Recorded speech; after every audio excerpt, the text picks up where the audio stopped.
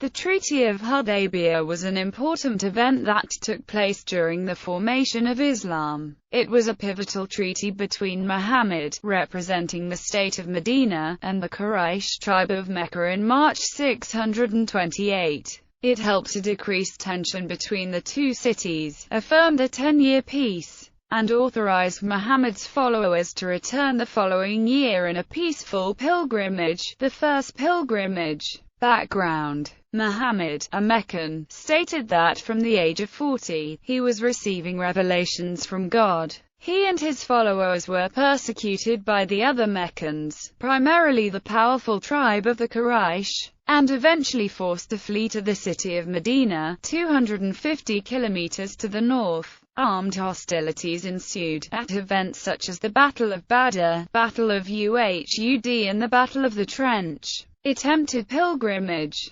Muhammad had a premonition that he entered Mecca and did tawaf around the Kaaba. His companions in Medina were delighted when he told them about it. They all revered Mecca and the Kaaba and they yearned to do tawaf there. In 628, Muhammad and a group of 1,400 Muslims marched peacefully towards Mecca, in an attempt to perform Umrah. They were dressed as pilgrims, and brought sacrificial animals, hoping that the Quraysh would honor the Arabian custom of allowing pilgrims to enter the city. The Muslims had left Medina in a state of ihram, a premeditated spiritual and physical state which restricted their freedom of action and prohibited fighting. This, along with the paucity of arms carried, indicated that the pilgrimage was always intended to be peaceful. Muhammad and his followers camped outside of Mecca, and Muhammad met with Meccan emissaries who wished to prevent pilgrims' entry into Mecca, but after negotiations the two parties decided to resolve the matter through diplomacy rather than warfare, and a treaty was drawn up.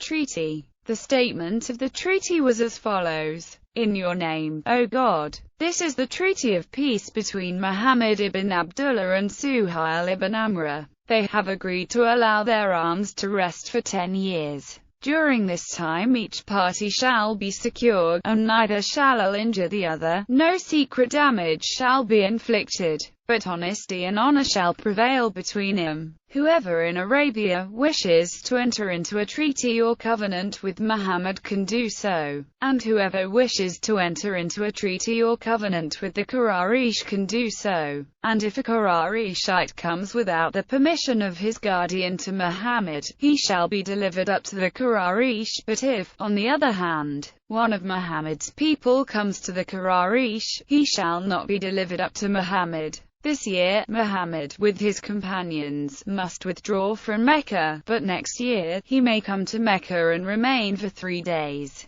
yet without their weapons except those of a traveler, the swords remaining in their sheaths. Controversy. The treaty was quite controversial for many reasons. Originally, the treaty referred to Muhammad as the messenger of God, but this was unacceptable to the Quraysh ambassador Suhail ibn Amr. Muhammad compromised, and told his cousin Ali to strike out the wording. But Ali said, "I will not be the person to rub it out," after which Muhammad himself rubbed out the words. Another point of contention was that the Muslims objected over a clause of the treaty that said that any citizen from Mecca entering Medina was eligible to be returned to Mecca, while the reverse was not true, and any Muslim from Medina entering Mecca was not eligible to be returned to the Muslims, even if Muhammad himself requested.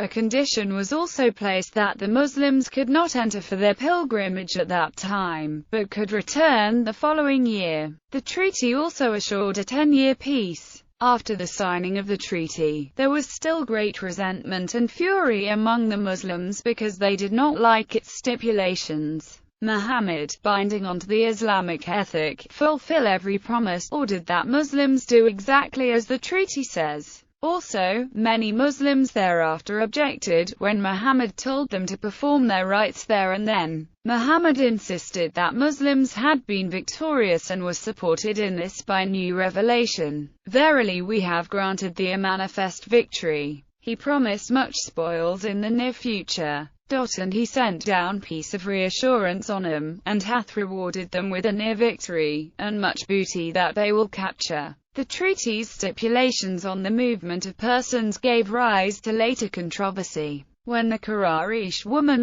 Kulthum went to Medina and joined the Muslims, and her brothers demanded her return from Muhammad, as they interpreted the treaty to mean. Muslim commentator Abdullah Yusuf Ali considers that the treaty had already been violated, probably by an attack by the Quraysh allied tribe of Banu Bakr upon the Muslim tribe of Banu Khuzrah. Thus he believed that divine instruction was needed on what was to be done with migrants from Mecca. Other Muslim sources state that the treaty's restrictions only applied to free men, and not to slaves or women. Ultimately, Muhammad refused on the basis of revelation from God. When there come to you believing women refugees, examine and test them. If ye ascertain they are believers, send them not to the unbelievers. If the woman married a Muslim, the Muslims would pay the Meccan refugee's ex-husband a sum equal to the dir he had paid upon marriage to her.